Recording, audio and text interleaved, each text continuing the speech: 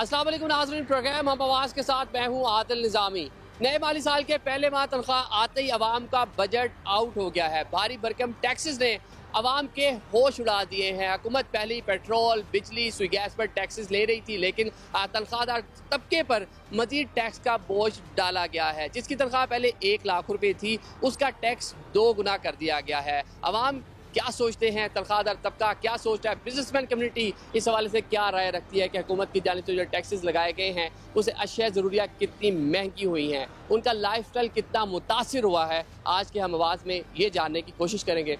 हमारे साथ चलिए।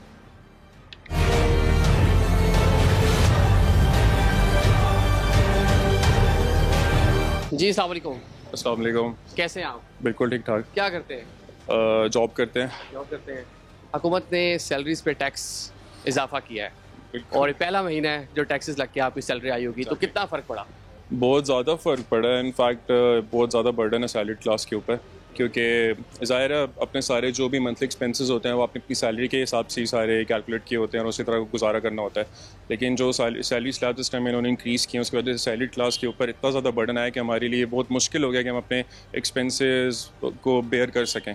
जो टैक्स की शरह है वो बहुत ज़्यादा है, जिसकी वजह से जो आम आदमी है उसका रोज़गार और उसके खाने पीने के खर्चे इतने ज़्यादा हैं कि वो पूरे नहीं हो पाते। मेरी सैलरी इतनी है कि वो सिर्फ खाने की हद तक है और जो दीगर मेरी अपनी ज़रूरियात ज़िंदगी फर्दर हैं, ठीक है, वो मैं पूरी नहीं कर पाता। जी अस्सलाम वालेकुम। वालेकुम सलाम। कैसी हैं आप? ठीक मैं हैं? जॉब करती हैं? जी जी टैक्स बढ़ गया बहुत ज़्यादा। जी ऐसा ही है। अब एक बंदे का अगर कमा ही जो है वो 80,000 रहा है और उस पे जो है उसे इतना इतना टैक्स देना पड़ रहा है, तो वो अपनी बेसिक नीड्स कैसे पूरी करेगा?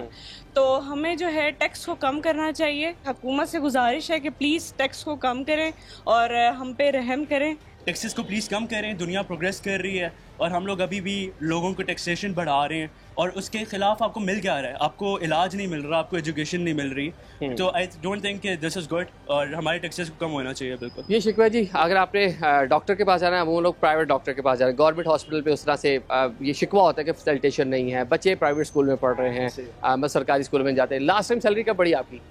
देखिए, सैलरी बढ़े ना बढ़े, अच्छी कंपनीज हैं वो तो सैलरीज बढ़ा रही हैं। अच्छा। लेकिन पाकिस्तान में जो मेजॉरिटी कंपनीज हैं वो अपने ज़ाहिर सी बात है एक्सपेंसेस अपने ही पूरे नहीं कर पाती, तो वो एम्प्लॉयज़ की सैलरीज नहीं बढ़ाती। इनकेस अगर सैलरी बढ़ भी जाए तो इस बार जो टैक्स लगा है उससे कोई खातिर ख्वाह कोई मतलब कोई आपको चेंज नज़र नहीं आता कि सैलरी आपकी बढ़ी है तो आपके अकाउंट में कोई ज़्यादा पैसे हैं, उल्टा कम पैसे आते हैं। सेकेंडली ये है कि गवर्नमेंट से मेरी यही रिक्वेस्ट है कि जो हमारी वो क्लास जिस तरह रिटेलर्स हैं या ट्रेडर्स हैं, वो लोग जो कि टैक्स नेट में नहीं हैं, हाँ, उनको टैक्स नेट में लेके आ जाए, ताकि हम जैसे सैलरीड क्लास जो है जो कि टैक्स पूरी तरह पे कर रहे हैं उनके ऊपर थोड़ा बर्डन कम हो। नाज़रीन, कुछ ख़वातीन हमारे साथ हैं, इनसे बात करते हैं। जी अस्सलाम वालेकुम। अस्सलाम वालेकुम। कैसी हैं आप? अल्लाह का शुक्र जी। आप लोग ठीक हैं? लंच ब्रेक पे घूम रहे हैं? हम के लंच टाइम? ब्रेक पे घूम अच्छा, रहे लंच हैं। ब्रेक। अच्छा, जॉब करते हैं? यस। टैक्सेस बढ़ गए हैं। बहुत ज़्यादा बढ़ गए हैं। टैक्सेस बहुत ज़्यादा इंक्रीज़ हो गए हैं। मैं अगर आपको बताऊं तो एक नॉर्मल पर्सन जो कि ऑलरेडी हर चीज़ पे टैक्स दे रहा था, चाहे आप एक माचिस की डिब्बी भी खरीदते हैं उसके ऊपर भी आप टैक्स दे रही हैं, तो एक सैलरीड पर्सन जो कि ऑलरेडी हाईएस्ट जो टैक्सेस पे कर रहे थे उन पे मज़ीद टैक्स आप क्यों लगा रहे हैं? आपने उन पे इतना ज़्यादा टैक्स लगा दिए कि वो जो उन्होंने अपनी फैमिली को लेके चलना है, जो उन्होंने अपना सारा प्रोसेस चलाना है, जो अपना सारा सिस्टम चलाना है, वो नहीं चला पा रहे। उनका टैक्स, उनके बिजली के बिल इतने ज़्यादा हो गए, उनकी सैलरीज पे टैक्सेस इतने ज़्यादा हो गए कि एक नॉर्मल पर्सन के लिए यहाँ पे जीना मुश्किल हो गया मेरे हिसाब से। सैलरी काफ़ी कम आई है इस बार, और इसमें यही है कि मुझे समझ नहीं आती कि पाकिस्तान में हमें उस तरह के पर्क्स और कोई बेनिफिट्स भी नज़र नहीं आते जो कि बाहर के मुल्कों में हमने सुना है टैक्सेस ज़्यादा होते हैं तो वहाँ पे आपको इन फैसिलिटीज़ भी उस तरह से मिल रही होती हैं। यहाँ पे हम लोग हेल्थ केयर के मामले बात करें, हॉस्पिटल्स में जाएँ वो भी इतने एक्सपेंसिव हैं, एजुकेशन की बात करें वो भी हम प्राइवेट सेक्टर को ही प्रेफर कर रहे होते हैं, क्योंकि यहाँ पे ना स्टैंडर्ड है ना ही कोई और मेयार, किसी चीज़ का मेयार उस तरह से नहीं है। तो फिर भी हमारे ऊपर ही टैक्सेस लगाए जा रहे हैं जबकि हम ऑलरेडी काफ़ी एक हाई अमाउंट ऑलरेडी पे कर रहे हैं। तो आई थिंक गवर्नमेंट को इस बारे में कुछ सोचना चाहिए कि वो कर क्या रहे हैं, और टैक्स रेट को बढ़ाने के बजाय टैक्स बेस बढ़ानी चाहिए। टैक्स नेट बढ़ाएं। बिल्कुल टैक्स नेट बढ़ाना चाहिए। अच्छी इन्होंने बात की। आप बताएं जी, आपकी भी सैलरी कम आई होगी? जी ऑब्वियसली सैलरीज कम होती जा रही हैं, और जहाँ पे आप इवन कोई चीज़ अगर हम बाय करते हैं तो आप, अगर मैं आपको छोटी सी एग्जांपल देती हूँ कि जैसे हम गर्ल्स हैं, ग्रॉसरी के लिहाज से या कोई आपको पता है, अगर छोटी सी एक पहले क्रीम हमें 5 या 600 की मिल रही थी, कॉस्मेटिक की बात कर रही हैं, उसमें भी टैक्स लग गया। ऑब्वियसली वो अब हमारी 11 to 1200 पे एकदम से जब 50% आ रहा है, तो गवर्नमेंट, मुझे तो ये समझ नहीं आती कि उनको पहले हमें जवाब देना चाहिए कि एक सैलरी है अगर, तो उस पर आप सैलरी बेस को ही क्यों बीच में ला रहे हैं? बिजनेस क्लास है जो लाखों करोड़ों में कर रहे हैं, तो क्या वो भी इक्वल अमाउंट में टैक्स पे कर रहे हैं? उनका भी कोई रिकॉर्ड है इस चीज़ का? ये बताएं कि लास्ट टाइम आपकी सैलरी कब बढ़ी?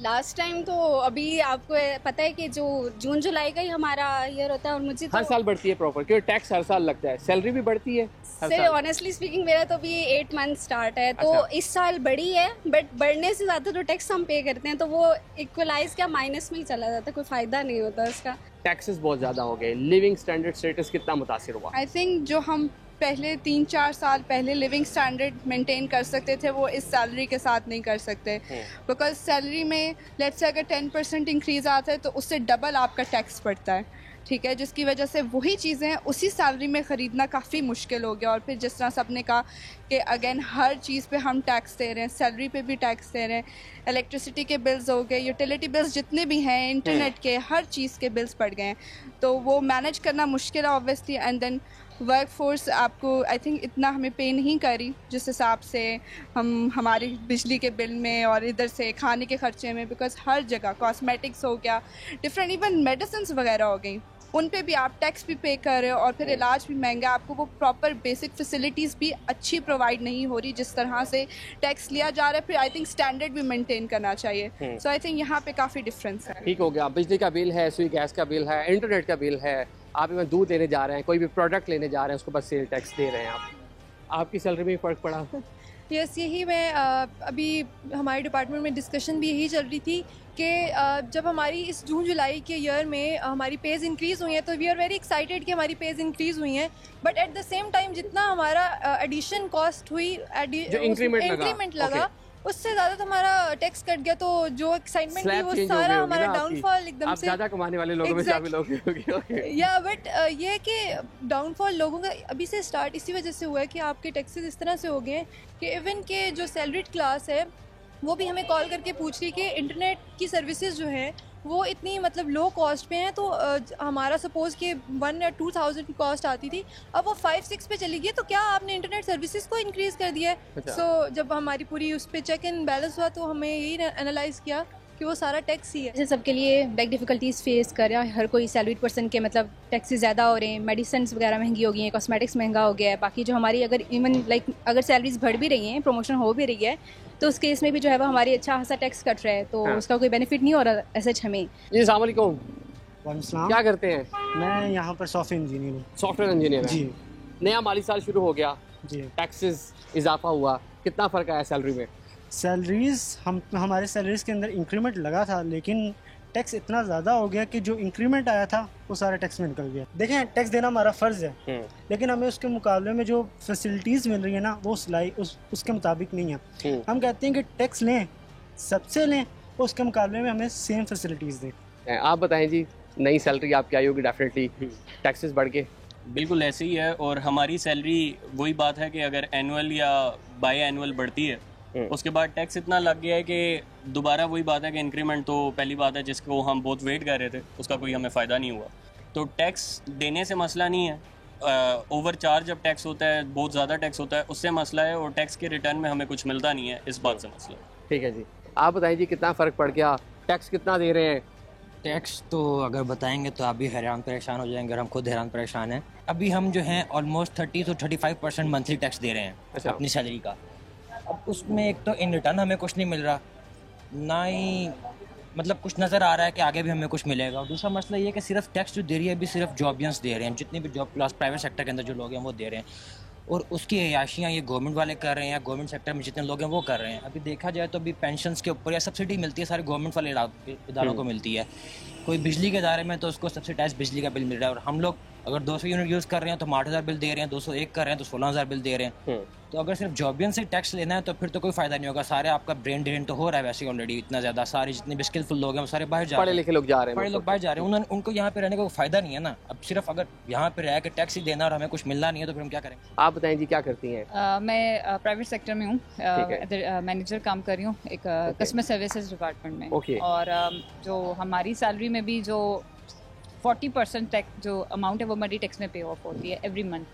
सो हम लोग ऑब्वियसली जैसे सब कहते हैं कि हम लोग टैक्स देना चाहते हैं, टैक्स की छूट नहीं है किसी पे, और लेकिन टैक्स सिर्फ सैलरीड क्लास से ना लें, सब सेक्शन जितना भी तबका है जो भी शोबा है सबसे टैक्स वगैरह कलेक्ट करें। और एट द एंड जो टैक्स हमसे कलेक्ट होता है उसके अगेंस्ट हमें कोई फैसिलिटी भी नहीं प्रोवाइड की जाती। हमारे मुल्क में हमारी जितनी भी यंग जनरेशन है वो सिर्फ अब यही चीज़ सोचती है कि मैं मूव आउट कैसे करूँ। आप बताएं जी, सैलरी आ गई टैक्स करके, कितनी कमी हुई सैलरी में या कितना इजाफा हुआ? मतलब जब सैलरी अकाउंट में क्रेडिट हुई थी तो मैं तो एचआर के पास जाने लगा था, मैं ये कहता where is my increment, because इस साल इंक्रीमेंट भी लगा है। अच्छा। तो उसके बाद जब पे स्लिप्स आई तो रियलाइज हुआ कि सारे पैसे टैक्सेस में चला गया। इवन तो मतलब जो इंक्रीमेंट था वो गवर्नमेंट ने ले लिया, वो गवर्नमेंट ने ले लिया बेसिकली। ये इनका शिकवा है कि गवर्नमेंट टैक्स ले, ये देना चाहते हैं, ये चाहते हैं कि मुल्क की तरक्की में इनका भी हिस्सा हो, इस मुल्क में रह रहे हैं, मुल्क उनको बहुत कुछ दे रहा है, लेकिन मजीद जो इजाफा है वो भी किया जाए। अब ये अपने सुन लिया कि जो नौजवान है ये क्या सोच रहा है, जो मुख्तलिफ इदारों में जॉब कर रहे हैं ये क्या सोच रहे हैं। अब ज़रा एम्प्लॉयर के पास चलते हैं, उसके अपने शिकवे हैं। वो बताता है कि उसके पास जो लोग यहाँ पर काम के लिए आते हैं, कम सैलरी एक बड़ा मसला, फिर सैलरी में से टैक्स जो स्लैब बढ़ गया है उसकी वजह से जब क्रेडिट अमाउंट उनके अकाउंट में होती है, जो टेक होम मनी है वो कम होती जा रही है। एम्प्लॉयर से बात करते हैं, उसके शिकवे भी आप तक पहुँचाते हैं। नाज़रीन, पाकिस्तान में 15 अरब डॉलर का टेलीकॉम सेक्टर है। हुकूमत की जानिब से हालिया बजट में मज़ीद टैक्सेस लगाए गए हैं। वहाज सिराज साहब नयाटेल पाकिस्तान के CEO हैं, कंट्री हेड हमारे साथ मौजूद हैं। बहुत शुक्रिया टाइम देने के लिए। वहाज साहब, इंटरनेट सर्विसेज पर कितने % आप लोग टैक्स चार्ज कर रहे हैं और कौन कौन से टैक्सेस उसमें शामिल हैं? इंटरनेट पे एक्चुअली 2 तरह के टैक्सेस हैं। एक है 19.5% जो कि GST है, और यानी अगर 1000 का बिल है तो उस पर 195 रुपये GST ऐड होता है। फिर उसके ऊपर 15% एडवांस इनकम टैक्स है जिसे विद होल्डिंग टैक्स कहते हैं, वो ऐड होता है। तो तकरीबन 37.5% ये टोटल टैक्स ऐड हो जाता है। यानी अगर 1000 का बिल है तो 375 रुपये उस पे टैक्स हैं कि जो ऑपरेटर्स हम जैसे जो कलेक्ट करते हैं सार्फिन से और हुकूमत के ख़जाने में जमा करा देते हैं। और इस पे जो एडवांस इनकम टैक्स है, हालांकि इस पे साल पहले और गवर्नमेंट लेवल पे और कैबिनेट लेवल पे और जो PCC लेवल पे उस पे भी ये एग्री हुआ था और उसके मिनट्स भी मौजूद हैं कि इसको ग्रेजुअली रिड्यूस किया जाएगा, तो और इसको 10% पे लाया जाएगा। अब इससे एक तो हालांकि ये टैक्स है एडजस्टेबल, यानी आप अगर फाइलर हैं तो आप साल के एंड पे इस टैक्स को एडजस्ट करा सकते हैं, लेकिन वो लोग जो नॉन फाइलर हैं और वो लोग स्पेशली जिनकी इनकम ही कम है और जो टैक्सेबल इनकम में आते ही नहीं है, और जो भी वो एक कार्ड भी ख़रीदते हैं अगर 100 रुपये का रिचार्ज कराने के लिए या मोबाइल का अपना बैलेंस रिचार्ज कराते हैं, तो हर 100 रुपये में से 37.5 रुपये जो है वो हुकूमत के ख़जाने में चले जाते हैं। तो ये एक बहुत, और ये हाईएस्ट टैक्स है वर्ल्ड में, यानी टेलीकॉम सर्विसेज पे जो बिल्कुल टॉप के कंट्रीज़ हैं उनमें भी इतना ज़्यादा टैक्स नहीं है। हुकूमत डिजिटल पाकिस्तान की जानिब बढ़ने की बात करती है। नौजवान, ऐसे नौजवान जो भी स्टूडेंट हैं, काम कर रहे हैं मुख्तलिफ नौइयत का डिजिटल प्लेटफॉर्म्स के ऊपर, पैसे अर्न कर रहे हैं, बाहर से पैसा पाकिस्तान लेकर आ रहे हैं इसी इंटरनेट के ज़रिए, लेकिन जो पढ़ने वाले नौजवान हैं जिनकी इनकम इतनी नहीं है कि वो टैक्स उसमें आए टैक्स रेट के अंदर, तो वो लोग भी टैक्स दे रहे हैं। जी बिल्कुल। स्टूडेंट्स भी पहले 1-2 साल पहले कुछ स्टूडेंट्स पैकेज थे जिन पे टैक्स नहीं था, अब हर पैकेज पे टैक्स लगा रहा है, यानी स्टूडेंट्स पे, आपके यंगस्टर्स पे, फ्रेश ग्रेजुएट्स पे, सीनियर्स पे, हर शख्स पे ये एक टैक्स है। तो ये एक डिस्क्रिमिनेटरी टाइप टैक्स है, यानी इनकम टैक्स उस शख्स पे है कि जिसकी इनकम जो है वो ख़ास ब्रैकेट से 1 लाख रुपए महाना या उससे ऊपर जा रही, तो जिनकी इनकम ही कम है तो उनसे तो ये टैक्स लेना हम समझते हैं बड़ी सरासर ज्यादती है। और उस पर टेलीकॉम इंडस्ट्री पिछले कई सालों से हुकूमत के साथ ये डिमांड करती है कि इस टैक्स को कम किया जाए, यानी ऑपरेटर्स तो ये टैक्स नहीं देते, ये सार्फिन की जेब में से आ रहा है, लेकिन जो सार्फिन की कुव्वत ख़रीद है अगर वो कम होती जा रही है तो इसका मतलब है कि वो, और दूसरी महंगाई भी साथ साथ चल रही है, तो इसका मतलब है कि वो कम सर्विसेज यूज़ करेंगे तो इवेंचुअली हुकूमत के ख़जाने में जो टैक्स जा रहा है वो भी कम हो जाएगा। जिस तरह भी हम देख रहे हैं कि 5 लाख ऐसे लोग जिन्होंने टैक्स फाइलर हैं लेकिन टैक्स रिटर्न्स अपने एनुअल जमा नहीं करवाए, उन पर भी गवर्नमेंट ने एडवांस टैक्स 75% कर दिया, उसकी कलेक्शन भी आप बिल के जरिए कर रहे हैं। इस तरह की चीज़ों से आपका जो बिजनेस है वो कितना मुतासिर हो रहा है? इसका बिजनेस हमारा इस तरह मुतासिर हो रहा है कि हमें टैक्स कलेक्शन करने में कोई एतराज़ नहीं है। हम अगर हुकूमत की ऑपरेटर्स का ये मौक़िफ़ है कि अगर हम किसी भी लेवल पे गवर्नमेंट की जो टैक्स कलेक्शन है उसमें कोई अच्छा रोल अदा कर सकते हैं, ज़रूर करें। लेकिन उसमें उन्होंने फिर उसको पिनलाइज भी किया। उन्होंने कहा यार तुम ये जो 5 लाख लोग हैं इनसे 75% टैक्स लोगे, और अगर टैक्स नहीं लोगे तो तुम्हें हर वायलेशन के ऊपर 1 करोड़ से 5 करोड़ रुपए का तुम्हें फाइन होगा। ये पेनल्टी हम समझते हैं कि बहुत ही वो है, क्रूअल है, इसको ख़त्म किया जाए। क्योंकि ऑपरेटर्स तो कंप्लाइंट कंपनी है, वो तो बाकी सर्विसेज, रूल्स, रेगुलेशंस, लॉ को फॉलो करते हैं, लॉ अबाइडिंग कंपनीज है। अब आप उनसे कह रहे हैं कि अगर किसी भी वजह से तुमने ये 75% टैक्स कलेक्ट नहीं किया तो तुम पे 1 करोड़ रुपए का या 5 करोड़ रुपए का जुर्माना हो जाएगा। तो उस जो तलवार है उस तलवार को ख़त्म होना चाहिए ताकि जो कंपनीज हैं वो तो अपना काम एक आसानी से कर सकें और ग्रो कर सकें। आप टेलीकॉम ऑपरेटर एसोसिएशन के वाइस प्रेसिडेंट भी हैं जी। गवर्नमेंट से तहफ़्फ़ुज़ात हैं, किन किन सेक्टर में गवर्नमेंट काम करे ताकि आपको को भी बेहतर हो सके, मामला जो आपके तहफ़्फ़ुज़ात है वो दूर हो सके, साथ साथ जो यूज़र है, जो कस्टमर है, उसके लिए भी कोई मामला बेहतर हो सके, टैक्सेस का रकम हो सके। पहले तो ये था कि जो एडवांस टैक्स है, चलें जो GST है वो तो 19.5% और बाकी सर्विसेज पे भी अलग है, टेलीकॉम सर्विसेज पे हाईएस्ट GST है, तो चले हम कहते हैं 19.5 ही ले। लेकिन जो एडवांस इनकम टैक्स है इसको तो ख़त्म करें या इसको कम करें या इसको कम से कम इसको आधा करें, इसको 7.5% पे इसको लेके जाएं। That's number 1। अच्छा, ऑपरेटर्स फिर बाकी सारे टैक्स देते हैं। हम जितनी जो हार्डवेयर इंपोर्ट करते हैं उसके ऊपर कस्टम ड्यूटीज़ देते हैं। हम जो यूनिवर्सल सर्विस फंड है उसकी 1.5% ऑफ ग्रॉस रेवेन्यू वो पे करते हैं। 0.5% हम जो R&D की जो कंट्रीब्यूशन है वो पे करते हैं। PTA की जो लाइसेंस फ़ी है वो देते हैं, पेमरा की लाइसेंस फ़ी वो देते हैं। ये सारी रेगुलेटरी और प्रोविंशियल जितनी भी ड्यूटीज़ और टैक्सेस अदा करने के बाद तो अगर ये 50% हो जाएं आपके उस रेवेन्यू का पार्ट, तो ये कितना बोझ है कि जिससे जो सेक्टर की ग्रोथ है वो कम हो जाएगी। सेक्टर की ग्रोथ कम होगी तो इवेंचुअली हुकूमत का जो रेवेन्यू, हुकूमत को देखें ग्रोथ की तरफ तवज्जो देनी चाहिए, साइज़ बढ़ाएं ताकि सेक्टर ग्रो करे, और सेक्टर ग्रो करे तो आपका जो नेट अर्निंग है वो बढ़ेगी, कम नहीं होगी। लेकिन सेक्टर जब ग्रो ही नहीं करेगा तो आपकी भी जो हुकूमत की भी टैक्स कलेक्शन है वो बढ़ेगी नहीं, कम नहीं हो जाएगी। टेलीकॉम सेक्टर में बड़ी कंपनी को आप ऑन करते हैं एज एम्प्लॉयर, हज़ारों लोग आपकी कंपनी में काम भी करते होंगे। टेक होम मनी जो है एक एम्प्लॉय की वो कम होती जा रही है, टैक्सेस बढ़ते जा रहे हैं, क्या उस रेशियो से सैलरीज भी बढ़ती है या आप लोग बढ़ाते हैं? उस देखें, अब सैलरीज जो जनरली जो बढ़ती हैं, जो प्राइवेट सेक्टर में ट्रेंड है कि वो 10% एक एनुअल इंक्रीमेंट है, उसके बाद प्रमोशंस वगैरह तकरीबन 15% के करीब जो एनुअल सैलरीज है वो बढ़ जाती हैं। अच्छा, अब ये हुआ है कि क्योंकि जो सैलरी टैक्स है वो हुकूमत इतना ज़्यादा कर दिया कि जो ही आपकी टैक्स स्लैब ऊपर जाती है तो आपका टैक्स बहुत बढ़ गया। वो टैक्स बढ़ने से ये हो रहा है कि जो एम्प्लॉइज जिनकी से सैलरी 2 लाख थी, अब अगर 2 लाख से वो 2,20,000 सैलरी होगी 10% इंक्रीमेंट लग के, तो एक्चुअल उसकी जो टेक होम सैलरी थी वो कम होगी।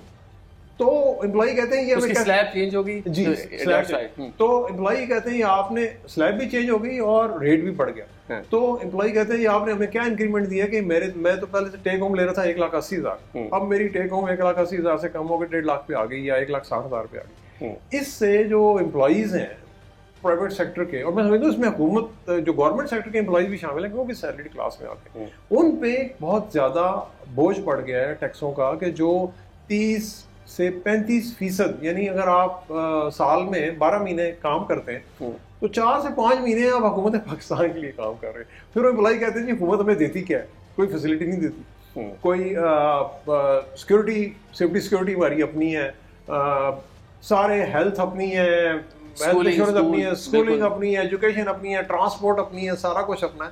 तो हुकूमत टैक्स तो लगाती है जैसे कि वो डेवलप्ड कंट्रीज में लगाए जाते हैं, बड़े मॉडर्न मुल्कों में, और फैसिलिटीज़ हैं कोई नहीं। तो इससे एम्प्लॉइज़ में बहुत ज़्यादा बेचैनी है। और अगर एम्प्लॉइज़, फिर वो लोग कहते हैं जो पढ़े लिखे लोग हैं वो कहते हैं यार हमने तो इस मुल्क में रहना ही नहीं, बाहर चले जा रहे हैं। तो अगर पढ़े लिखे लोग सारे ही अगर इस मुल्क से यंगस्टर्स स्पेशली बाहर चले जाएंगे तो इस मुल्क को आगे कौन लेके जाएगा? तो ये चीज़ मैं समझता हूँ जो भी हमारी रूलिंग पार्टी है और मैं समझता हूँ जितनी भी सियासी पार्टी हैं उनको ये समझना चाहिए कि हम मुल्क को किस डायरेक्शन में लेके जा रहे हैं, ऊपर की तरफ लेके जा रहे हैं या नीचे की तरफ लेके जा रहे हैं। तो टेलीकॉम सेक्टर पढ़े लिखे नौजवान होते हैं, ये शिकवा है उनका कि जिस तरह वो टैक्स हुकूमत ले रही है उस तरह से फैसिलिटेशंस नहीं मिल रही, इसलिए ब्रेन ड्रेनेज भी पाकिस्तान से हो रहा है। बहुत शुक्रिया भाई साहब हमारे साथ। नाज़रीन अभी प्रोग्राम में एक ब्रेक की जाने पड़ेंगे, हमारे साथ रहिए।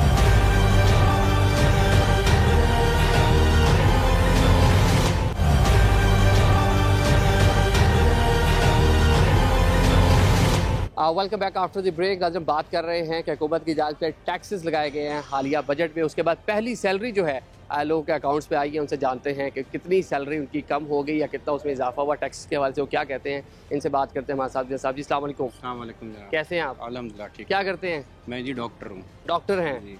टैक्सेस बहुत लग गए? बस जी अवाम के ऊपर एक बड़ा बम गिराया गया है दोबारा।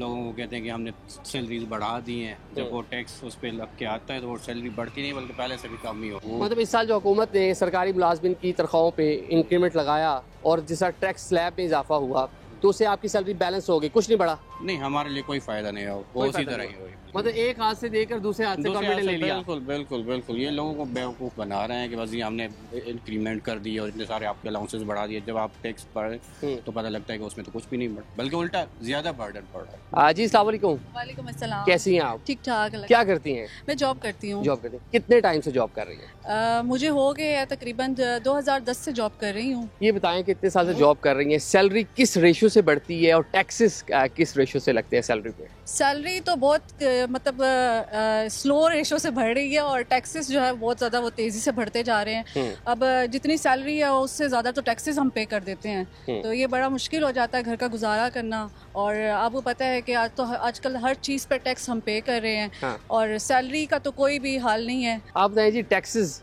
सैलरी में भी हुकूमत ने डबल कर दी है। 1 लाख रुपए जिसकी सैलरी है पहले वो जितने देता था उसे 2 गुना देगा। देखिए एक्सपेंस तो बहुत ज़्यादा हो गया और ये जो टैक्स के हवाले से है, टैक्स आवाम ही पे कर रही है, गवर्नमेंट तो नहीं दे रही है। ठीक है, आवाम की जेब से निकल रहा है। कोई भी चीज़ लें, ग्रॉसरी लें, पेट्रोल लें, अदरवाइज़ कोई भी आइटम आप लेते हैं तो उसमें हम लोग जो है वो टैक्स पे कर रहे हैं। बगैर टैक्स के तो कुछ भी नहीं है।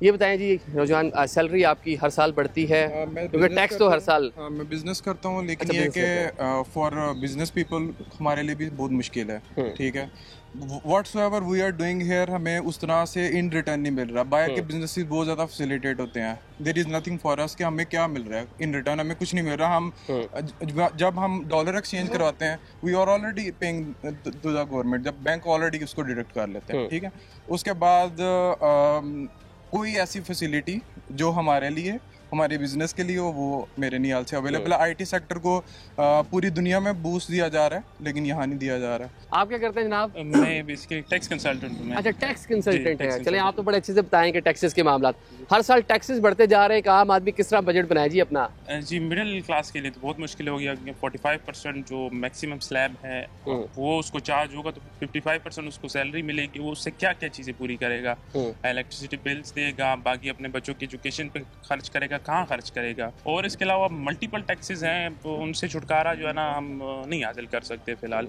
इलेक्ट्रिसिटी बिल में इतने टैक्सेस होते हैं, इतनी यूजेज नहीं होती जितनी आप टैक्सेस पे कर रहे होते हैं। तो ये और एक अभी इस बजट में एक और क्लास इंट्रोड्यूस हुई है, उसमें उन्होंने कहा है कि जो जिनकी हायर सैलरीज है, हायर स्लैब में जाती है तो उनके ऊपर 10% मजीद टैक्स लगेगा। इसका मतलब टैक्स के ऊपर भी टैक्स लगेगा। जो ऑलरेडी टैक्सेस दे रहे हैं उसके ऊपर मजीद 10% टैक्स लगेगा। तो ये तो नाइंसाफी एक किस्म की। नाज़रीन, पाकिस्तान में रियल एस्टेट का शोबा जो है गुज़िश्ता चंद अशरों के दौरान खासा तरक्की पाया, लेकिन गुज़िश्ता चंद सालों में हमने देखा कि मुश्किलात का भी शिकार है। और अभी हुकूमत की जांच से नए टैक्सेस जो हैं वो लगाए गए हैं। 45 के करीब सनतें ऐसी हैं जो डायरेक्टली या इनडायरेक्टली इस शोबे के साथ मुंसलिक हैं।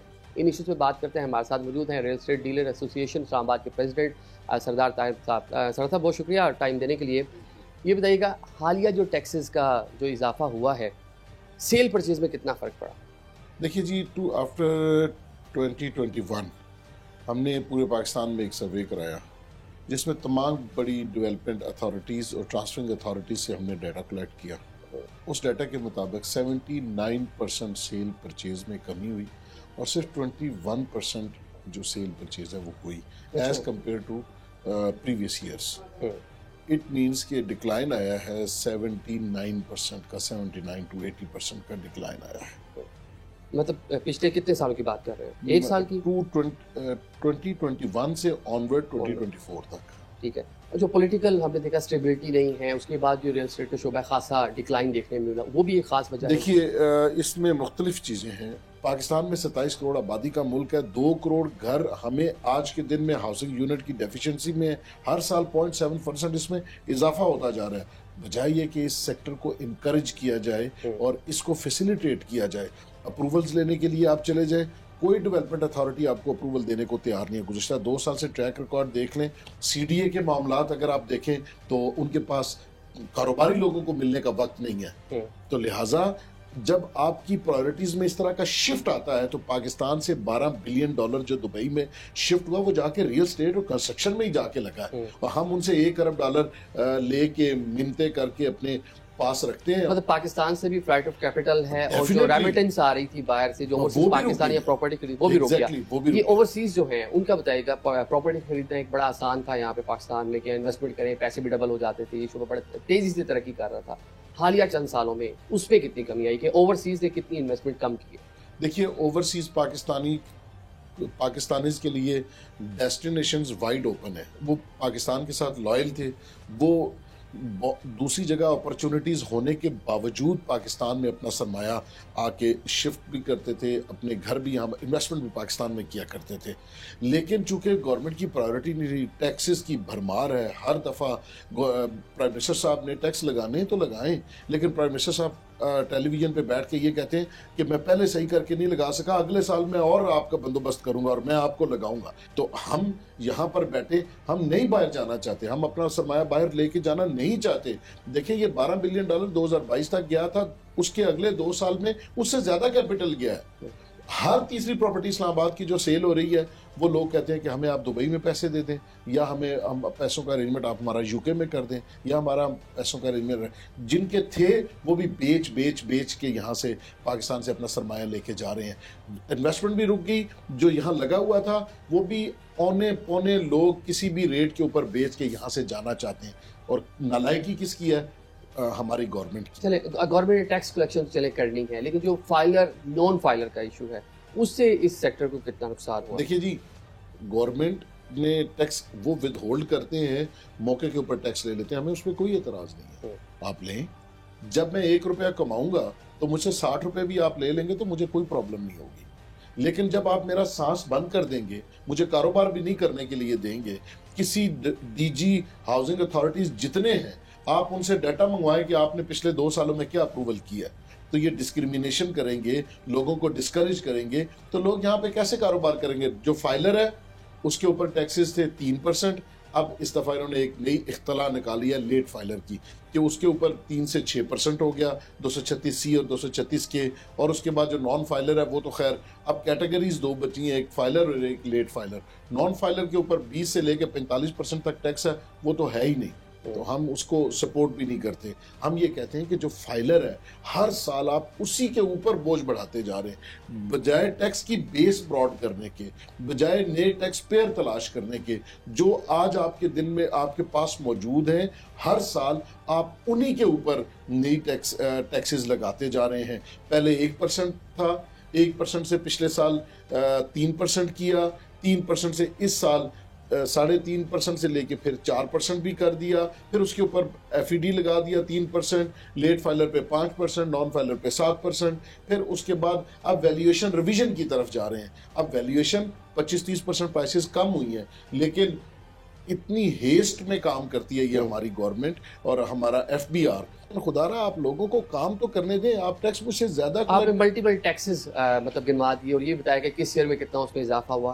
बहुत शुक्रिया सरदार तारिक महमूद साहब हमारे साथ हैं। नाज़रीन, अभी हम प्रोग्राम में एक ब्रेक की जान पड़ेंगे, हमारे साथ रहिए।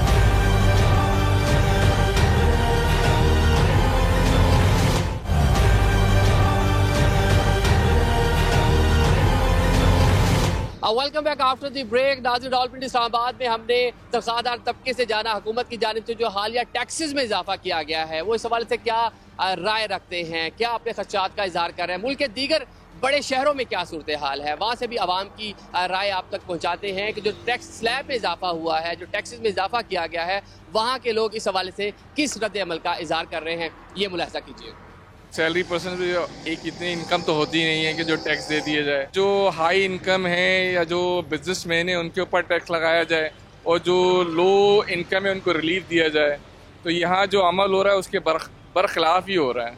बहुत अफसोस होता है कि यार इस तरह कोई बेनिफिट्स नहीं, कुछ नहीं, बल्कि और इनका हम तो ये समझ रहे हैं कि हमारे से 50% टैक्स लिया जा रहा है। टैक्स भरना तो है, हर तबके को भरना है और उसमें थोड़ा सा ये होना चाहिए कि थोड़ी उसमें कमी करनी चाहिए।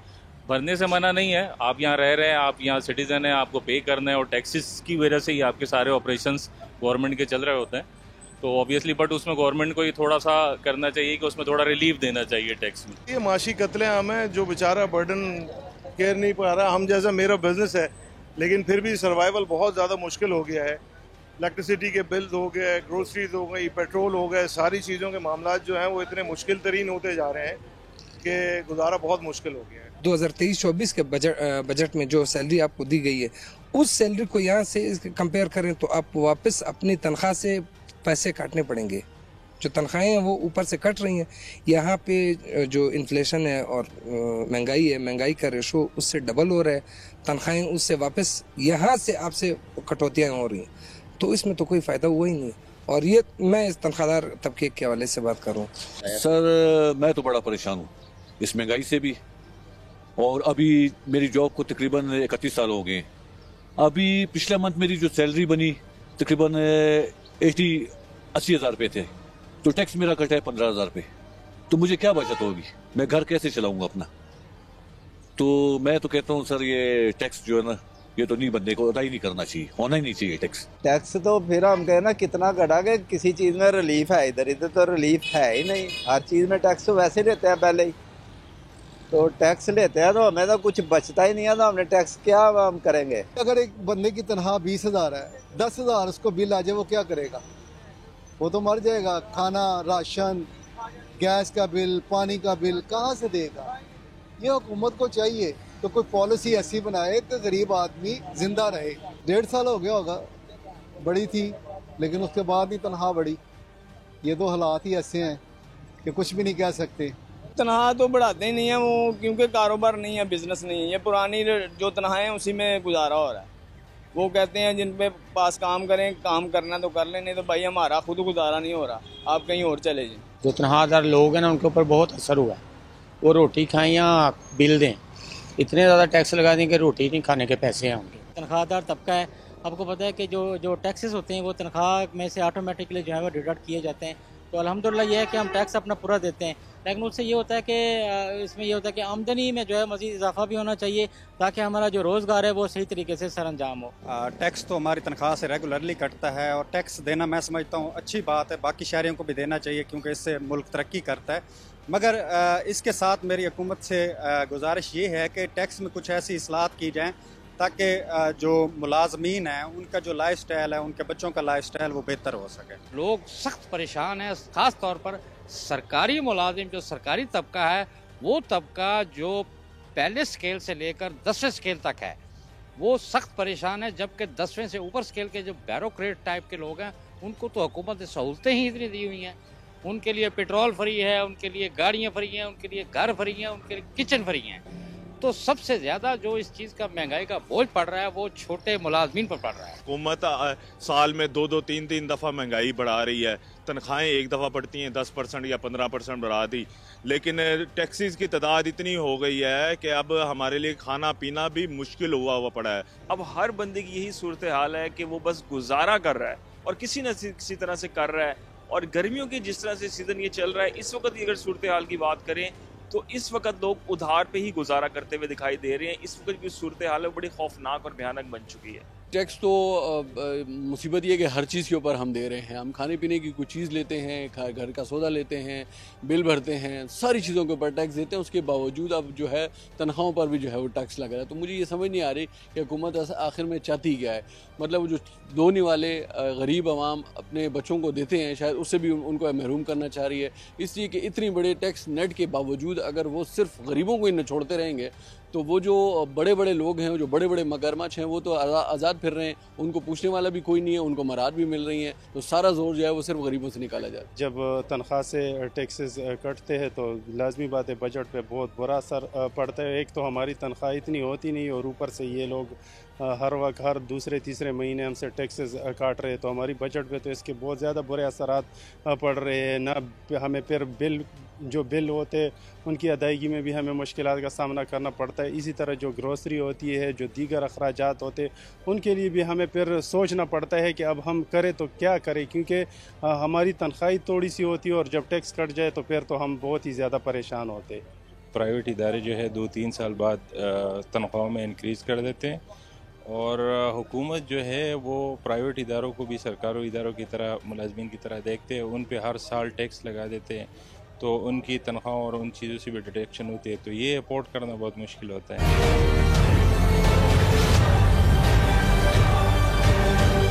हम भी समझते हैं कि क्राइसिस का टाइम चल रहा है, बट इस क्राइसिस टाइम को एटलीस्ट गवर्नमेंट लेवल पे एक्सपर्ट लोग बैठे होते हैं, इसको थोड़ा सा विजन अगर इनका ब्रॉड हो, बजाय किसी एक तबके को पिसने के, आप अक्रॉस द बोर्ड अपना टैक्स का नेट बढ़ाएं। टैक्स नेट बढ़ाएं, सिर्फ तनख्वाहदार तबके पे सारा बोझ ना डालें। ये बताएं कि टैक्स हर साल बढ़ता है, हर साल सैलरी भी बढ़ती है, इंक्रीमेंट मिलता है? देखें वो उस हिसाब से नहीं होता। ओवरऑल जी जो टैक्स ब्रैकेट्स की हम बात करें अनफेयर है। इट्स नॉट दैट हम लोग ओवरऑल देखें कि जो आपका कॉर्पोरेट या आपका प्राइवेट पर्सन है, गवर्नमेंट एम्प्लॉई है, उनके ऊपर इम्पैक्ट ये बहुत ज़्यादा आ रहा है, जिसकी वजह से आपकी purchasing power day by day decrease होती जा रही है। सर्वाइवल मुश्किल होता जाएगा अगर इसके हिसाब से government is not going to support us या is going to only enhance the taxes and then we do not see any kind of pay back, तो फिर अनफॉर्चुनेट सिचुएशन है जिसमें हम डीमोटिवेट होते हैं। डीमोटिवेट हो गए, मायूसी फैल रही है। आप कह रही हो तनख्वाहदार तबका है वही जो है टैक्स दिए जा रहा है, मियार ज़िंदगी पे कितना फ़र्क पड़ा? ये हुआ है जी कि मतलब you could say that approximately 15 to 20% decrease हुआ है. So maybe I think I'm paying 25k extra tax increase जो bracket हुआ है. नाज़रीन, आज के हम आवाज़ में अपने आवाम से जाना हुकूमत की जानिब से हालिया बजट में जो टैक्सेस लगाए गए थे उसका इम्पैक्ट बज़ाहिर इस महीने दिखाई दिया. अवाम क्या सोच रहे हैं, एम्प्लॉयर क्या सोच रहा है, तनख्वाहदार तबका क्या सोच रहा है, छोटा ताजिर टैक्सेस को कैसे ले रहा है. ये मुतालबा सामने आया है कि हुकूमत तनख्वाहदार तबका जो ऑलरेडी टैक्स नेट में मौजूद है, टैक्स दे रहा है, उसी पर इजाफा करती जा रही है. ये मुतालबा किया जा रहा है हुकूमत टैक्स नेट में इजाफा करे ताकि लोगों को यकसा मौके जो है मुयसर आ सके, कारोबारी सरगर्मियाँ जो हैं वो बहाल हो सके, उसमें बेहतरी आ सके. आज के हम आवाज़ से हमें इजाज़त दीजिए. अल्लाह हाफिज़.